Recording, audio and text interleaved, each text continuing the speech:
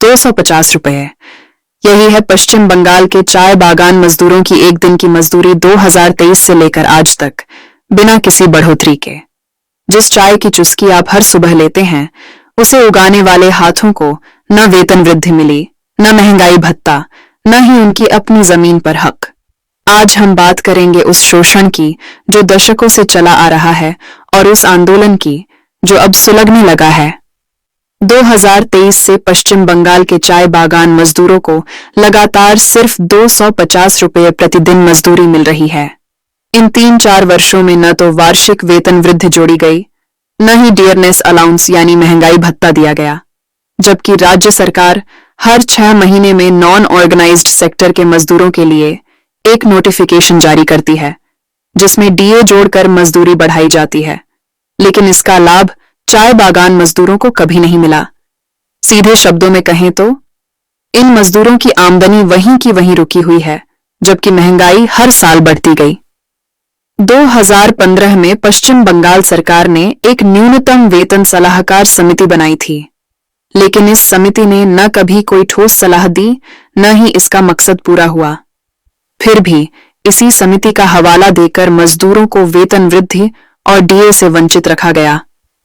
इतना ही नहीं, 25 से 28 किलोग्राम से ज्यादा पत्ती तोड़ने पर मिलने वाला 3 रुपये प्रति किलो का अतिरिक्त भुगतान, जिसे डबली कहा जाता है, उसमें भी वर्षों से कोई बढ़ोतरी नहीं हुई।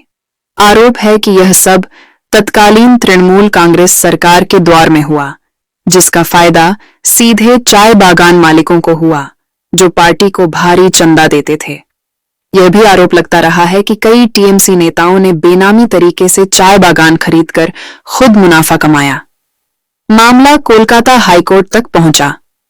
कोर्ट ने पाया कि चाय उद्योग में मजदूरों को कानूनी और संवैधानिक प्रावधानों का उल्लंघन करते हुए न्यूनतम मजदूरी से वंचित रखा जा रहा है। 1 अगस्त 2023 को कोर्ट ने आदेश दिया कि राज्य सरकार 6 महीने के भीतर न्यूनतम वेतन दर तय करे। सरकार ने इसका पालन नहीं किया। मामला फिर अवमानना याचिका के रूप में कोर्ट पहुंचा। कोर्ट ने दोबारा आदेश दिया 45 दिनों के भीतर न्यूनतम वेतन तय कर भुगतान किया जाए, लेकिन सरकार ने फिर भी टालमटोल जारी रखी। नतीजा यह कि 2023 से आज तक न वेतन वृद्धि, न डीए, न न्यूनतम वेतन। प्लांटेशन लेबर एक्ट और West Bengal plantation labour rules के तहत मजदूरों को नकद वेतन के अलावा कुछ अतिरिक्त सुविधाएं यानी फ्रिंज बेनिफिट्स मिलनी चाहिए। बागान मालिकों के एसोसिएशन का दावा है कि वे मजदूरी का 57% तक फ्रिंज बेनिफिट्स के रूप में देते हैं। आवास, मेडिकल, स्कूल बस, सड़क, पानी, बिजली। 250 रुपये की मौजूदा मजदूरी पर अगर यह 57% जोड़ा जाए तो आंकड़ा 331 रुपये तक पहुंच जाता है। लेकिन जमीनी हकीकत कुछ और कहती है। बिजली का बिल मजदूरों को खुद भरना पड़ता है। पीने का पानी पंचायत की टंकी से आता है। सड़कें, पुल, सोलर लाइट, ये सब पंचायत बनाती और सुधारती है, बागान मालिक नहीं। ज्यादातर बागानों में न मेडिकल सुविधा है, न डॉक्टर, न दवाइयां। 90% मजदूर इलाज के लिए सरकारी अस्पताल पर निर्भर हैं। यानी जो 331 रुपये का लाभ कागज पर दिखता है, वह मजदूरों तक कभी पहुंचता ही नहीं, और इसका फायदा उठाती है चाय बागान कंपनियां। मई 2026 में पश्चिम बंगाल में सरकार बदली और बीजेपी सत्ता में आई। नई सरकार ने कहा कि न्यूनतम वेतन को लेकर जल्द नोटिफिकेशन जारी होगा, लेकिन अब तक ऐसा कोई नोटिफिकेशन जारी नहीं हुआ है और इसका सीधा असर मजदूरों की जेब पर पड़ रहा है। एक एक दिन की कमाई का नुकसान मजदूरों को उठाना पड़ रहा है। पारिवारिक और सामाजिक विकास पर इसका दूरगामी प्रभाव पड़ रहा है। गरीबी और व्यक्तिगत मजबूरी दिनों दिन बढ़ रही है। चुनाव प्रचार के दौरान बीजेपी ने यह वादा भी किया था कि असम की तर्ज पर चाय मजदूरों को उनकी सदियों पुरानी भिट्ठा यानी घर की जमीन पर कानूनी अधिकार दिया जाएगा। लेकिन सत्ता में आने के बाद से इस मुद्दे पर पार्टी और सरकार दोनों खामोश हैं।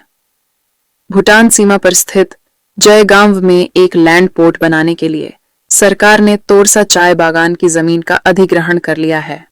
वह जमीन जिस पर आदिवासी और गोरखा परिवार सदियों से खेती करते आए हैं। सरकार सिर्फ घर के निर्माण की लागत का मुआवजा देने की बात कर रही है। उनकी आजीविका के सवाल पर पूरी तरह चुप है। कुछ लोगों को रोजगार देने की बात हो रही है, लेकिन लैंड पोर्ट में कितने रोजगार पैदा होंगे? क्या किसी को सरकारी नौकरी मिलेगी या ठेकेदार के मजदूर बनाए जाएंगे? सवाल बड़ा है। आज भारत में अधिकांश कार्य कंप्यूटर आधारित हो रहे हैं।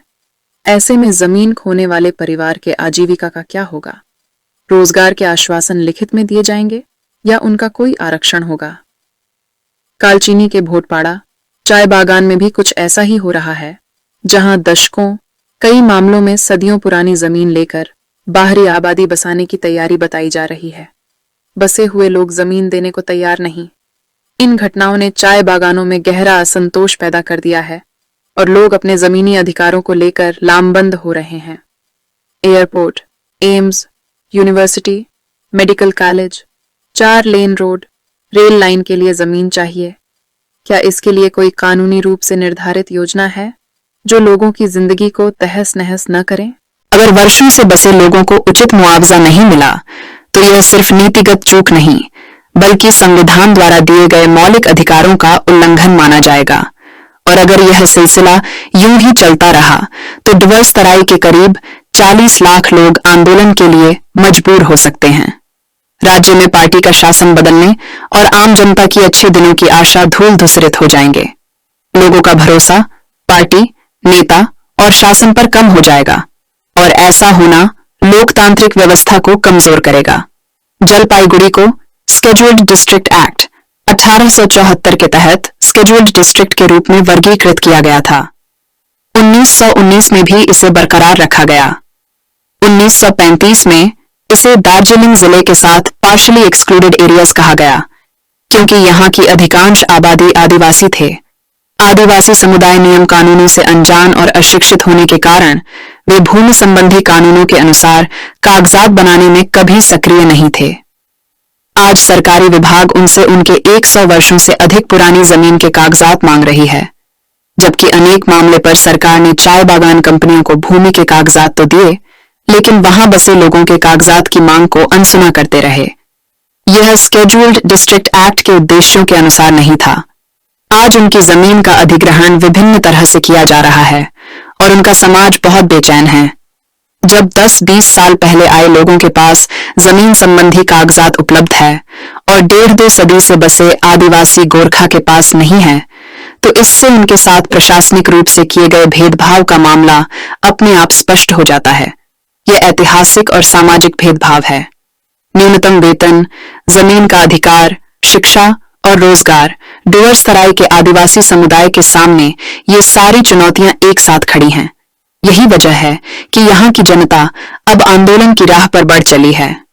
अगर सरकार एक व्यापक योजना लेकर आगे आए, स्थानीय जनप्रतिनिधियों की एक समिति बनाए और उसकी बात गंभीरता से सुने, तो शायद कई समस्याएं जल्द सुलझ सकती हैं। लेकिन अगर ऐसा नहीं हुआ, तो यह असंतोष बढ़ता रहेगा और यह क्षेत्र आगे भी राजनीतिक उथल पुथल का शिकार बनता रहेगा। अगर आपको यह वीडियो जानकारीपूर्ण लगा हो, तो लाइक करें, चैनल को सब्सक्राइब करें और अपनी राय कमेंट में जरूर बताएं।